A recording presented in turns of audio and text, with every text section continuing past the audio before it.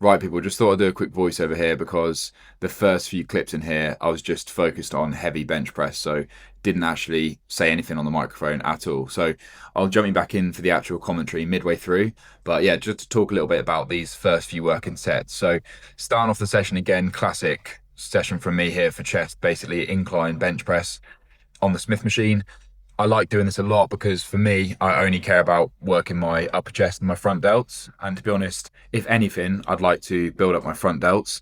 So I'm not a huge fan of shoulder press on the Smith machine. It just doesn't feel right for my shoulder and my wrist. But you'll see later on, I do some big shoulder press overhead stuff in my chest days, which is ideal. This specific gym, Heroes Gym, has a really nice shoulder machine where the handles rotate. So you can see here I'm going past failure or past concentric failure on the Smith machine to where the bar is literally coming down, and then I can obviously just re-rack it. So after that one, I think I dropped the weight or perhaps even kept it the same and went for another really heavy set on this one. All these sets feeling really good. So we're a few episodes into the proper cut now, and honestly, a lot of the sessions that I'm doing here are back to back, but there's some which obviously I'm having rest days in between. So although the episodes will be numbered, that's not how many days I've actually done, if that makes sense. So strength at this point hasn't dropped off a lot at all. And to be honest, I've done a really good job of maintaining my bench press strength all the way through the diet up to this point. Obviously, this is a little bit in the past now, so I can comment on what's happened in the weeks after that. So yeah, I think this is the last set that I actually filmed on here. You can see I've dropped it to 220s. I think in total I did 5 sets. You probably saw those two were the first 2 sets. This was probably the last one. So I'll never do like the first few sets on this weight, but sometimes as a rep out, just to really get that overall fatigue and just get that high rep in does feel good. And obviously pump is fantastic. So yeah, I'd say my typical working weight at this point in time is around 220s and a 10 each side for like a good set of probably 10. And I've kind of maintained that over the duration of this cut. So I'm not going to let you guys know exactly what body weight and stuff I am now, because obviously you've got a few more videos in between than what I'm commenting on now. However, it has been going really well. So anyway, I'll jump you back in for the commentary and hope you enjoy the rest of the video. Just thought I'd pick up the camera here and do a quick little mid-vlog rundown. So basically I've done 5 sets of bench press, and then because I haven't done biceps in a while, I've been a bit ill, and long story short, I've been waiting to train biceps at the gym rather than at home. So bicep training has been a little bit less volume this week. So jumping on a bicep machine now, which I wouldn't usually do chest and biceps together, but pump's great, so it should be fun. And after this, I do still want to fit in some pec flies. So that'll be great. And then maybe some hammers, but yeah, we'll see how the session goes. All right, so back in again here, just because the next couple clips as well, no audio, so I thought I'd just commentate on this one here. Doing single arm bicep preacher curls, whatever you want to call them. You can see when I'm doing this, I've actually noticed I'm kind of moving my head out the way, which just shows how much of an insane contraction you can get by doing single arm. So if you guys want to try this for yourselves, if you sit at a bicep machine, you know, both arms out in front of you and curl the way up, it does feel great, but for most people, you'll get to that point at the top where you just can't curl it anymore. And I find that same thing on like a single arm lat pull through or a single arm row, anything like that. Doing it single arm just gives you so much more range of motion because you can twist your body, you know, you can rotate slightly just to get that extra squeeze at the end, which trust me makes a huge amount of difference. So I'm not saying that double arm is bad, but I'm saying if you haven't tried it, you might feel a huge advantage. And then as you can see there on the last rep, I do that one assisted. So starting on the left for me because that's my weakest arm, and then moving over to the right, and that's just the way I like to do it. So whatever rep number I hit on the left, I'll then call it a failure on the right, even if I was able to do, for example, 1 or 2 more reps.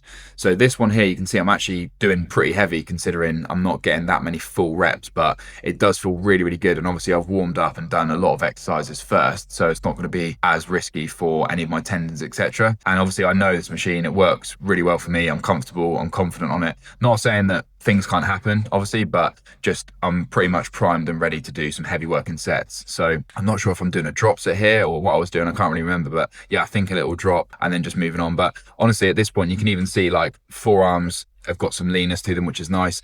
as soon as I start to get an actual tan as well, that'll just look so much better. Because yeah, honestly, if you guys do get a tan, that just makes you look pounds and pounds leaner. So little tip there for you guys. After that one, finishing on pec deck. So I didn't actually do shoulder press today, or if I did, I didn't film it, but basically just chose to do a bit of biceps instead. And as I explained there, that was just because my bicep training had been really limited, or at least lower than I'd like it to be the past week or two. So I thought I'd just do a bit more in there. And obviously that machine there, as I've probably said many times before, I absolutely love it. So being able to use that in my plan and actually overload it for multiple sets feels fantastic, and I'm really glad I did it. I honestly don't think I've ever trained chest and biceps before this, at least not just those two muscle groups together. I've probably done chest and arms and stuff like that, but yeah, it was really fun. Nice to switch it up and a good bit of added volume there. Obviously that's not going to make me grow, because again, I'm in a calorie deficit, so I'm just basically trying to maintain all the muscle mass that I have while simultaneously losing body fat, but I'm sure that did a very good job of maintaining muscle. So I'll drop you guys into the final pose down here, and then you've got some talk after the video.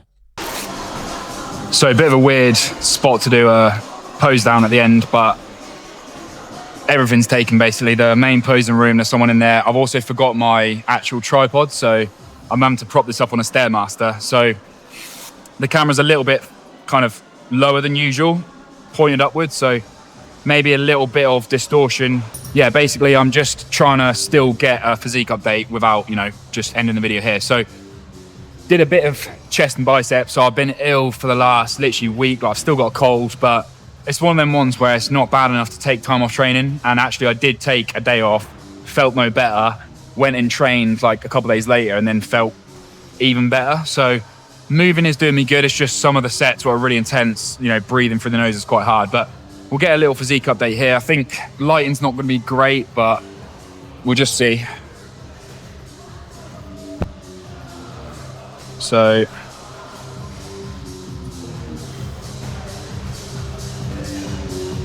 yeah, 232 pounds this morning. So initially I dropped about 4 pounds after a couple of days, and then it kind of went back up again, and it's kind of now stabilized at 232. So fingers crossed now it'll just be a consistent, you know, downward trend from seeing the weights reduce, and that'll just be from body fat. I might try one more location, because to be honest, this is not the best, but yeah, let's try and move it around here a little bit. Not sure if we're going to get much better though, to be fair.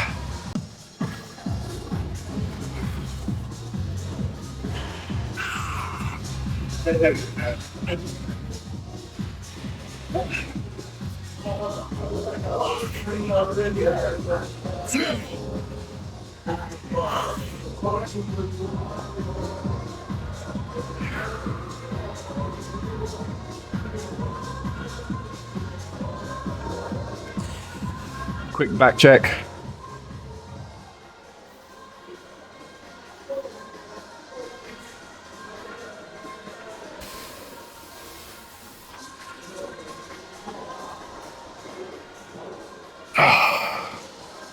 But yeah, that's a wrap. Good session.